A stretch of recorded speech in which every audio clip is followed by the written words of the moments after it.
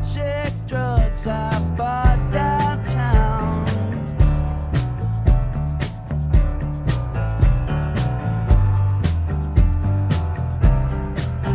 You were translating. Hello everybody and welcome to the Magic Show. This week comes on the heels of my top 8 performance in Nashville, Tennessee, where I went through 8 rounds of Swiss to a 6-1-1 record. You'll get to see my own top 8 performance later, where I faced off against the evil Isotron Empire and lost quite handedly. But first, the deck I ran. This deck is a tweaked copy of Mike Mihalsik's Red, White, Black Firemane Angel Control that took 3rd place at the Star City Games $1,500 New Standard Open. So with that said, let's take a look at the deck I brought to States this year.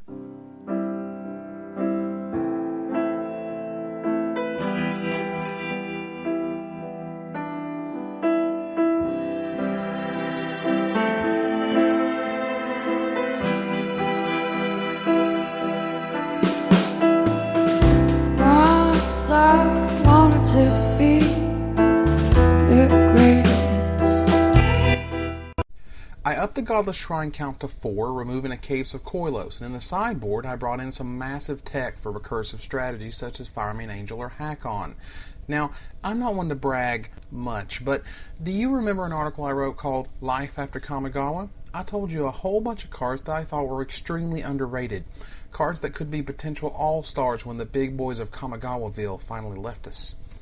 So, while you have your hits and misses, 2 of those cards I pointed out are filling top 8 deck lists as they either invalidate or propel popular control and recursion decks, namely Skeletal Vampire and Moratorium Stone. Last week, Ken Adams told me that the one card he did not want to see was Moratorium Stone. It breaks his deck like nothing else. Dread Return is immensely powerful, and in some ways, Solarpox's creatures are more powerful in the graveyard than they are in play. Cortisars in the graveyard are walking impulses. Acroma is just waiting to be returned to action. Skeletal Vampire, as we know, has become the king of black finishers, as Stronghold Overseer, as ass-kicking as he may seem, can't do what Michael J. Flores told us no one does. Block. Who blocks, man? Mr. Vampire does, and all of his little friends. Another point of interest in this deck is Evangelize. I found I had no problems getting to a bunch of mana, and with people's interest in finishing people with a single threat, I thought it would be a great piece of utility, but not so much, as I suspected this spell is just underpowered. Firstly, I rarely drew it, and when I did, I would be facing tokens or underpowered creatures, and I certainly didn't want a Dark Confidant. The other one of tech off I had in there was Debtor's Nail. Now let me tell you, this thing is the real deal. With such painful graveyard shenanigans running around Standard, this let me take Angels and Hierarchs whenever it stuck. Matter of fact, getting Debtor's Nail to stick was the one thing that made Blue-White almost immediately scoop. Either they had Disenchant or Repeal, or they lost. So with that said, I'll take you down a rundown of what I faced in each round. Round 1 was against Blue-Green. His deck featured Rune Snags and Remands and Void Slimes and Mystic Snakes. He loved his counters, and that's how in Game 3 he was relying on a creature, Captain Tickles no less, to end my life instead of Psionic Blast, of which he owned 0. Psionic Blast would have killed me quick, and I was fortunate to make it out of that one alive. Blue-Green has an awesome disruptive power if you can get it moving. The key plays of this deck are this. First turn, Mana Dude. Second turn, Orin Viper. This can also be an Elephant Token or Looter Ilkor, but the Viper is really what makes this deck dangerous. Third turn, swing with Viper, and then Plax Mana, they're Condemn. I saw this play so many times it wasn't funny. This one play can mean game against Solarpox or Firemane Angel Control. Condemn is so popular yet so restrictive that Plax Mana's value exceeds its normal worth just because of this one answer. The mid-game is then dominated by he who may have Plax Mana, as drawing a single card off Orin Viper or multiple activations of Looter Ilkor can mean doom for their opponent. Rounds 2 and 3, I faced virtually identical blue-white draw-go Mesa decks. They hope to drop their Masterful Enchantment and run you over through a slow, painful process, complete with almost infinite removal and enough counterspells to make it annoying. Unfortunately, my Angels come back time and time again. An Angel of Despair plus Mortify is generally bad news when you rely on Sacred Mesa and Urza's Factory to pull you through. This was virtually the same game 4 times in a row, where I swept both matches.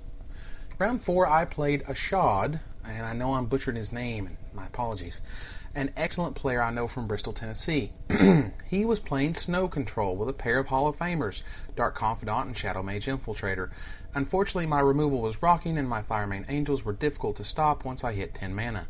In the second game, my saving grace was Urza's Factory. It took another read from him to affirm that it was an artifact creature and therefore could block the fearful Finkel. Luckily, he did not have the last gasp, and I stopped him from drawing the cards that would crush me. He had a hard time with my Phyrexian Arena, and I finished him off with a token generator. Round 5, I played my friend Ryan Leake, who also lives in Knoxville. He built a deck of his very own, an interesting blue-green-white with Mystic Enforcers, Mystic Snakes, and what I consider the breakout star of Tennessee Champs and Champs 2006, Momentary Blink. Let's take a look at this guy. Momentary Blink with Mystic Snake is 10 mana for 3 counterspells. Breakable into many turns with a Mystic Snake in play and a Momentary Blink in the yard, you have a 4 mana counterspell just sitting there. In the long-term format we live in, that's a fantastic advantage. Mystic Snake then has a huge target on its head, a target that can be nullified by either 2 mana or via another Momentary Blink in your hand, or the 4 mana flashback waiting in the yard. I convinced my friend Joe, the only player who made top 8 with Solar Pox at my event, to run a copy of Momentary Blink. He told me he never needed it, that he would rather kill the opponent than do any fancy tricks. It also doesn't save a Chroma from Wrath of God, but he did get to cycle it with Cortisar twice, running 6 mana to Impulse twice. All I'm saying is, with Mystic Snake or Angel of Despair on the board, Momentary Blink is your best friend. Breaking news, check out this awesome Momentary Blink deck that won Oklahoma Champs. They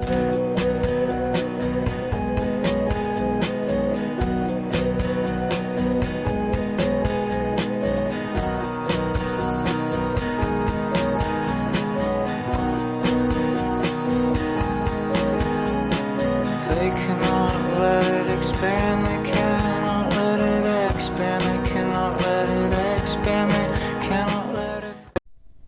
Awesome list, isn't it? He said he defeated a red-white-black Firemane much like my own, and I don't doubt it.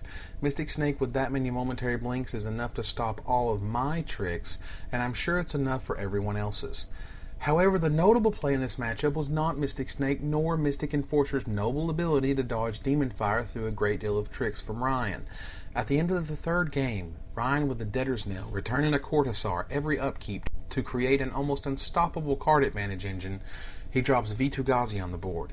He then creates a few tokens, thinks, counts his mana, and taps a whole bunch of it. I have a Firemane Angel on my board and about 8 mana untapped. Biorhythm, he says, and my eyes grow to saucer size. The crowd loses it as I think about the play. Lightning Helix, I say. Rune Snag, he says. I pay the 2 mana. Rune Snag, he says again. So I pay the 4 mana, tapping me out. He then cancels the Lightning Helix and swings with an Enforcer and 3 Vitu-Ghazi tokens. Good game. Did I mention I was at like 53 life at that point? Round 6, I play Resurrection.deck. This unfortunate foe had a 302 record, meaning his deck must be glacially slow. Good thing my deck destroys control decks. However, with infinite draw spells and tons of mana, his Achroma and Simic Sky Swallower filled deck could get nasty. He was drawing Resurrection seemingly by the dozens, and in Game 1 I could not find my Condemns and was almost put on tilt as I sideboarded furiously for the second and third games.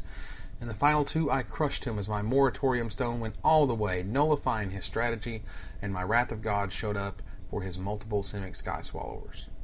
In round 7, I drew with my buddy Derek Sheets and a bid for top 8 glory. You remember that guy? As long as we won in the final round, we would make it.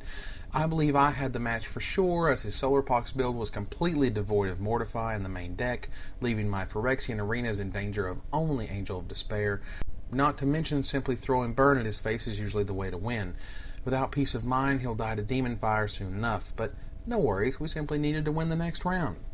Next round came, and I got the dream matchup of Zoo, and Derek got the nightmare matchup of Izatron.